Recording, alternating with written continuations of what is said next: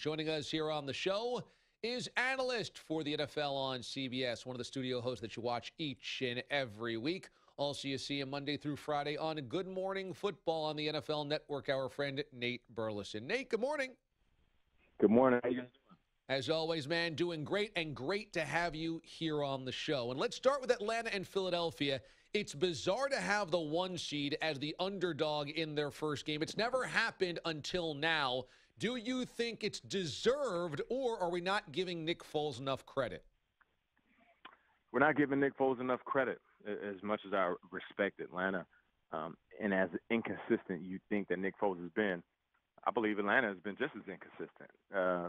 Not to mention that Eagles defense might have the advantage defensively. You know, Nick Foles was the guy that I remember throwing those 27 TDs and 2 interceptions, and us thinking that he was the next coming of the great quarterbacks for the Eagles. Well, guess what? That guy's back. And everybody wants to reference, what happened recent. We all have recency bias. Well, that last game, he didn't look great. But the last game of the season, one, they didn't have anything to play for. He didn't play the whole game.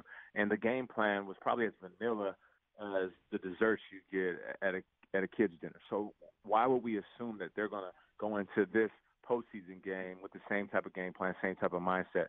I feel like Nick Foles is going to come out and play the game of his life. You look at his surrounding pieces. Alshon Jeffrey just got rewarded. He's going to ball out if he gets the opportunity to. Torrey Smith, got to take top off the coverage. He's been doing it all year. I mean, the health of these guys obviously are going to be a concern. Nelson Aguilar bounced back from what we thought last year was a drop-off and dropping a ton of balls. And then he has Zach Ertz, who's one of the best pass-catching tight ends in the game. He has weapons around him. You're going to assume with the weather conditions that they're going to try to use the running game to open up the pass, but you'd be out your mind to think that Nick Foles isn't going to drop back and unleash a couple of bombs to back up that defense that's been flying around so far this postseason. Did you learn something from Atlanta in what they did to the Rams last weekend, or business as usual because they're so talented that they should have games like that? You know what? I did learn something. Marco Emanuel, who is the guy that I played against in the league, young defense coordinator, 39 years old, he has these guys flying around at a high level. We praise Sean McVay for being the youngest head coach. You got a 39-year-old defense coordinator who is recently, on the field as of the last decade, and he went out there and he shut down one of the best offenses in the game. The Rams were going into this game as the home team. They got Todd Gurley, MVP candidate, Jared Goff, who has reinvented himself in one season, and they were as explosive as the offense was. Like, I just remember watching that Rams game and seeing as soon as Gurley got the ball, guys were flying around. They were hitting and moving. So I feel like the defense for the Atlanta Falcons, they're going to try to do their best to keeping the Eagles' offense contained. What they showed against the Rams is that they have the talent and technology to do so. Nate Burleson joins us for the NFL on CBS and the NFL Network ahead of the divisional round weekend. Saturday night, Tennessee and New England. We know the Titans have a huge uphill battle, but the thing was, a couple of weeks ago, the Miami Dolphins really got to Tom Brady, and Brady did not look like Tom Brady. If you have a pass rush, there's a chance. Do you think, even though Brady's been great and maybe the MVP, that there is a natural little slippage that we've seen with Brady this year because of when you get the pressure on him, maybe he can look a little shaky at times? Well, listen, I mean, if you look at animals, even a real-life goat gets old at some point. And as much as we love Brady, you have to look at some of the inconsistency toward the end of the season. He had an Achilles injury that was reported towards the end of the year, and we thought, it's just the Patriots being the Patriots. I've seen Brady on the injury report so many times, and then I've actually played against him, and he lit us up. Now, this situation is a little bit different. When you think about an Achilles injury and what quarterbacks do, being able to plant, push off, and get enough underneath their balls, that could be something, along with the fact that he is 40. But you keep in mind that Tom Brady has never been the fleetest of foot, so he doesn't need to escape the pocket. He just needs to sit in the pocket long enough to get rid of the ball. But I did see some balls this season where a guy was open by 2 or 3 yards and him hang that ball up a little bit too much. So the ultimate question for me is not, is Tom Brady aging? It's that if he is aging, if there is a little bit off of the whip on his ball, will they adjust from a game plan perspective? Now, Tom Brady is nowhere near Peyton Manning was towards the end of his career, but I remember watching Peyton Manning in certain games.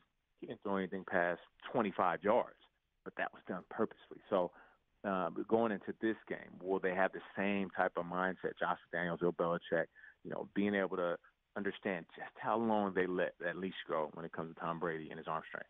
Early Sunday action is Jacksonville and Pittsburgh. Blake Bortles has helped the Jaguars win 11 football games this year, except last week we saw the limitations of Blake Bortles. Do you think in the offseason the Jaguars, with a great young defense and a really good young running back, will be looking for a different quarterback?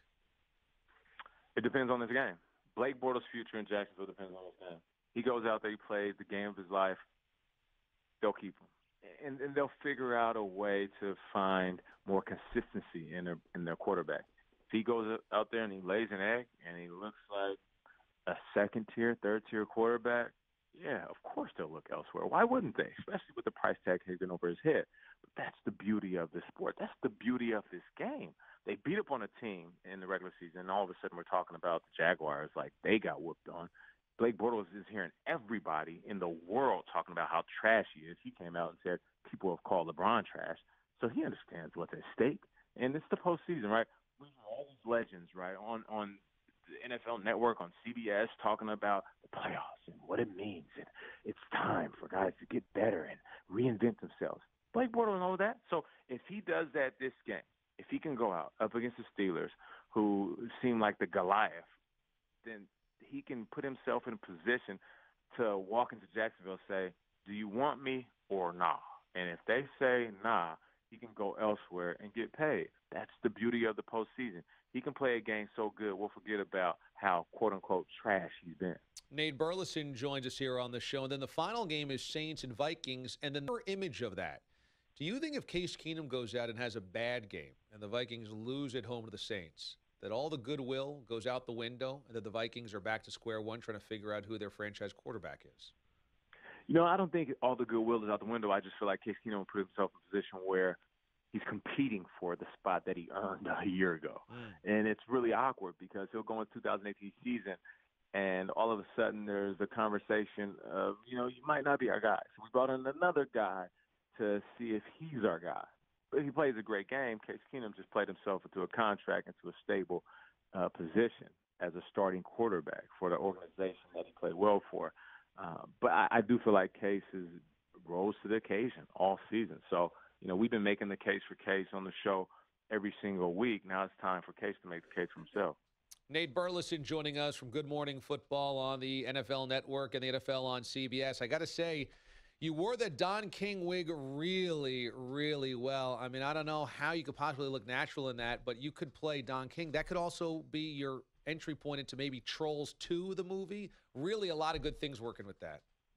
This is true. It was a little bit of a Trolls look. The hair wasn't all the way Don King. I needed more of a flat top. But word on the street is that Jamie Foxx is playing Mike Tyson in the buyout. So if anybody knows Jamie, have his people hit my people, I could play a young Don King. I'm trying to break into this movie thing, all right?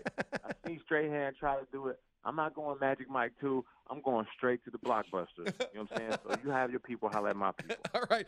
Well, who is the best athlete turned actor in your mind? Ooh, best athlete turned actor. You know what? This is kind of a stretch because you might not consider him as a true athlete or a professional athlete, but I'll go with The Rock. I mean, he was a college ball player. I will give Ray Allen some love, who's going to be on the show. Okay, all right, Jesus Shuttlesworth. I don't know how that happened. He'll be on Good Morning Football. Jesus Shuttlesworth was amazing. Not that he was going to win an Oscar or anything, but he did a good job. And then, I think we all got to show Shaq some love. I mean, Shazam, we act like it wasn't a good movie, but somehow we all know the scenes as they're coming up. Yeah. Was it Shazam or Kazam? Shazam. I think it was Kazam is the app. Yeah, Kazam, right? Yeah, right. Kazam's the movie. Shazam's the app. Nate Burleson joining us for the NFL on CBS. You watch him every week in the studio with the guys, and then you see him every day, Monday through Friday, on Good Morning Football on the NFL Network. It's always fun to catch up, Nate. Thanks so much for the time today. All right, sounds good. Y'all take care. All right. Nate Burleson joining us here on the DA Show on CBS Sports Radio.